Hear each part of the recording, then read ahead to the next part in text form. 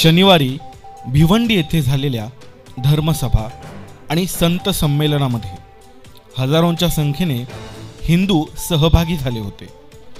गोहत्या बंदी, लव जिहाद, लँड जिहाद या विरोधात कट्टर कायदा बनवून त्याची अंमलबजावणी व्हावी असा विविध विषयांच्या मागणीसाठी सदर धर्मसभेचे आयोजन सकल हिंदू समाजाच्या वतीने करण्यात आले होते.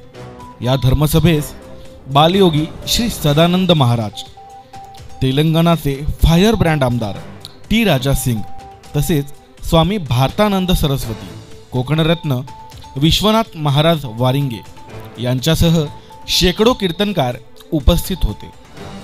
सदर कार्यक्रम मुंबई नाशिक महामार्गावर पडघे टोल नाका येथे आयोजित करण्यात आला होता.